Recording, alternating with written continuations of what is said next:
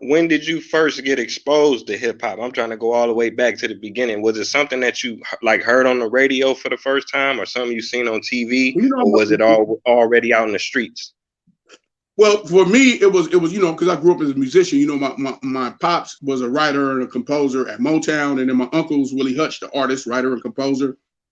So I was Wow. exposed to a lot of music, you know what I'm saying, growing up in that world, you know what I mean? And then as I got a little older and got got the training wheels off me, I studied music and I played 3 different instruments. I played bass guitar, trumpet, and piano. And I started dipping and dabbling in music. In my era in the mid 80s, hip hop took off. So it was hard for you as a young teenager not being influenced by hip hop on every level. You know what I'm saying? It wasn't a lot out west coast, but out west. But I had family in New York. I would go back and forth and get a lot of the stuff when I was hella young. Wow. And then I started developing an ideal to like just start rapping. So I started rapping in high school, just dabbling, dipping and dabbling with it. Besides me being a musician already, and then just highly influenced with a lot of the '80s East Coast stuff.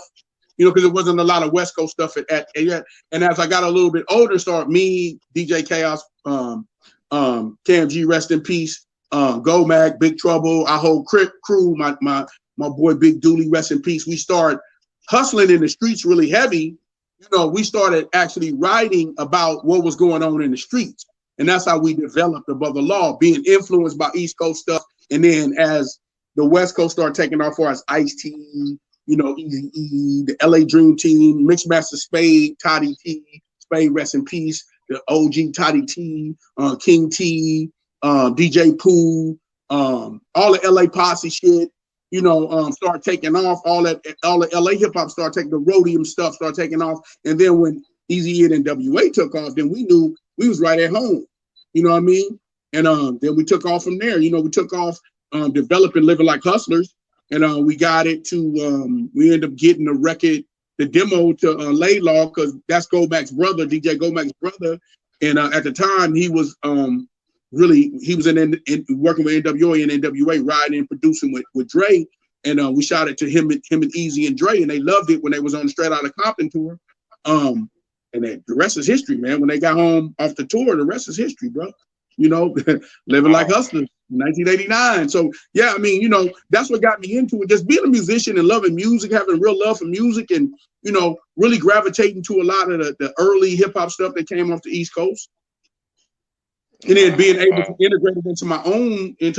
And I think the greatest thing that happened for me as a producer, as an artist, is that I knew how to move and flow with music. You know what I mean? So it was easy for us to develop a sound for the West Coast, being influenced by the music of hip hop, So that's just because of my musical background, Wow, that's amazing. So, just in case the viewers might have missed it, you saying Willie Hutch that's your uncle, that's your blood uncle, your family, That's my your dad uncle. was writing music for Motown, man. That's a Yeah. blessing, bro. My dad wrote. My Wow. dad wrote for the Jackson Five. My dad wrote for the Miracles. He wrote some stuff for the Commodores.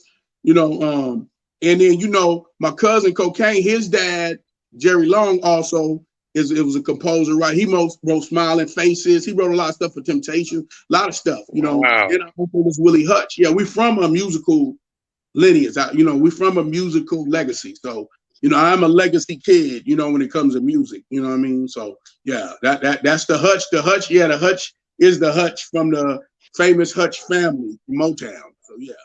Mm-hmm. Wow, that's amazing. Big shout out to Cocaine, another legend for sure. There you go, for sure.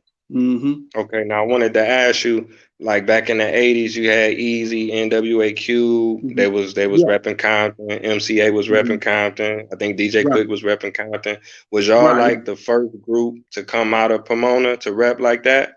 Yeah. Well, we were. I mean, there was nobody else that came out in our era that we came out. There was nobody came out like hardcore hip hop. Nobody. Yeah, there was a few like R&B cats and stuff like that came out. You know what I mean? But there was no hardcore hip hop. And we first came out.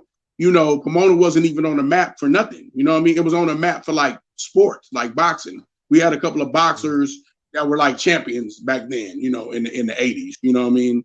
And we took it as, you know, we were embraced, and since we were connected with, you know, cats from South Central and Compton, it was easy for us because we used to hustle in the streets from there to there. Our city is the last city in LA County, like it's the last LA city. So, you know, we the last thing going, you know what I mean? So for us to make our mark, it was first, it was a blessing, I will tell you that. Secondly, it was really great because Eazy-E saw the greatness. You know what I mean? And him, along with him, Layla and Dr. Dre, they saw the greatness, and so they integrated us into what they were doing, you know, and then we started developing, you know, the whole aura of how we wanted to represent Pomona through South Central and Compton, you know.